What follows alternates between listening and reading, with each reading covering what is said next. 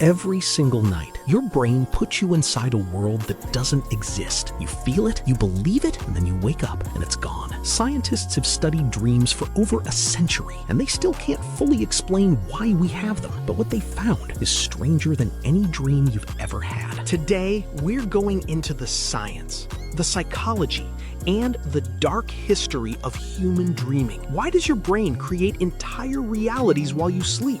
And why do some people experience dreams so terrifying, they refuse to go back to sleep? By the end of this video, you'll never look at sleep the same way again. What is a dream? Let's start with what's actually happening inside your brain when you dream. Every night, your brain cycles through stages of sleep. The deepest and most important one is called REM sleep, rapid eye movement. During REM, something extraordinary happens. Your brain becomes almost as active as it is when you're fully awake. Your eyes move rapidly beneath your eyelids, your heart rate increases, and your body becomes temporarily paralyzed. Your brain literally shuts down your ability to move so you don't act out what you're dreaming. And in this state, half alive, half somewhere else, your brain starts building worlds. The prefrontal cortex, the part of your brain responsible for logic and rational thinking, goes quiet. But your amygdala, the emotional center, lights up completely. This is why dreams feel so real and so emotional, but make absolutely no logical sense. You can fly. You can talk to people who have been dead for years. You can be in your childhood home and your workplace at the same time, and none of it seems strange to you. Because the part of your brain that would notice something is wrong has gone offline. Why do we dream? Now here's where it gets interesting, because scientists have been arguing about this for over 100 years and still haven't reached an agreement. The most widely accepted theory today is called the memory consolidation theory.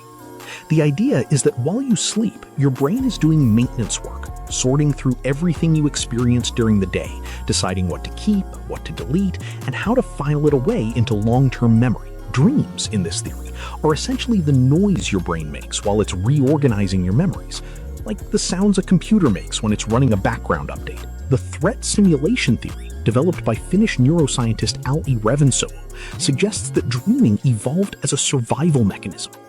The idea is that dreams, especially nightmares, are your brain running practice simulations of dangerous situations so that if you ever face them in real life, you've already rehearsed how to respond.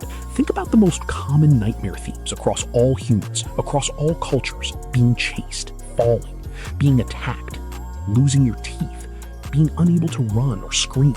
These aren't random. Your brain is running survival drills while you sleep. And then there's the emotional processing theory, the idea that dreams help you process painful or confusing emotions in a safe environment.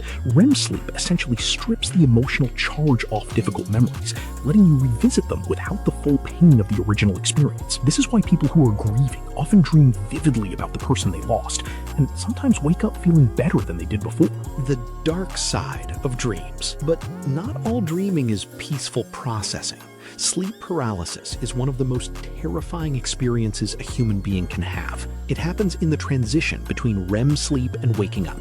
Your mind becomes conscious, but your body's paralysis hasn't lifted yet. You're awake, you can't move, and often you see something. Researchers have documented sleep paralysis hallucinations across cultures for thousands of years. In medieval Europe, it was described as a demon sitting on your chest, called the night hag. In Japan, it's called kanashibari, being bound by metal. In many West African traditions, it's described as a witch riding you in the night. Different cultures, different names, same terrifying experience. Sleep researchers now believe these hallucinations are caused by the same mechanism that creates dreams. Your brain's visual and emotional centers are still active, but now your eyes are open, so you're hallucinating while fully conscious, while unable to move. And then there are recurring nightmares, and those nightmares follow specific patterns, the same threat, the same outcome, night after night. Researchers believe this happens because the emotional processing system gets stuck. It keeps trying to process a memory that is too painful to fully integrate. This is actually one of the ways therapists identify PTSD, not just by what someone experiences during the day, but by what their brain cannot stop replaying at night. Lucid dreaming. Now, here's something that very few people know is actually possible. You can learn to become aware that you're dreaming while you're still inside the dream. This is called lucid dreaming. And it's been scientifically verified in laboratories by having dreamers signal to researchers using pre-agreed eye movements while in REM sleep. When you achieve a lucid dream, the prefrontal cortex, the logical part of your brain that goes quiet during normal dreams, partially reactivates. You become aware. You can think, and in many cases, you can control what happens in the dream.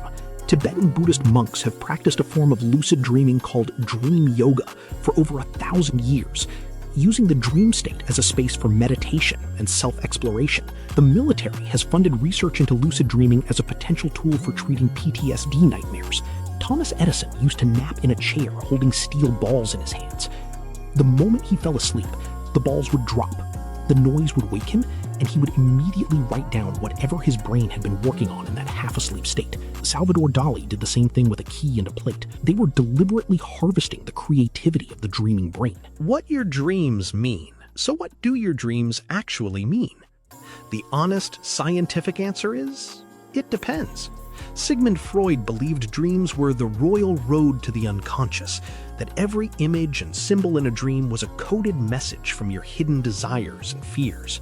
His student Carl Jung took it further, arguing that dreams contain universal symbols, archetypes, that connect us to something deeper than individual psychology. Modern neuroscience is more skeptical.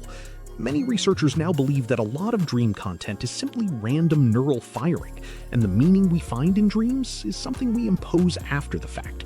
Our brain's tendency to create narrative from chaos. Certain themes appear so consistently across all human cultures that they suggest something real. Falling dreams are experienced by virtually every human being. Flying dreams, being chased, showing up somewhere naked, taking an exam you didn't prepare for.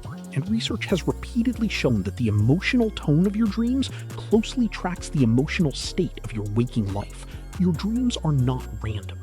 They're a reflection of everything your brain is trying to do: process, protect, rehearse, and heal while you sleep. So why do humans dream? The truest answer is because the brain never stops working. Even when you're unconscious, some part of you is still sorting through your experiences, preparing you for threats, processing your pain, and building the person you're going to wake up as. Every dream you have is your brain, in the dark, doing the work that keeps you alive and human. Next time you wake up from a dream, before it fades, write it down, because the most honest version of your mind only shows itself when you're not watching. If this made you see sleep differently, share it with someone who always says they don't dream, and subscribe, because we're just getting started.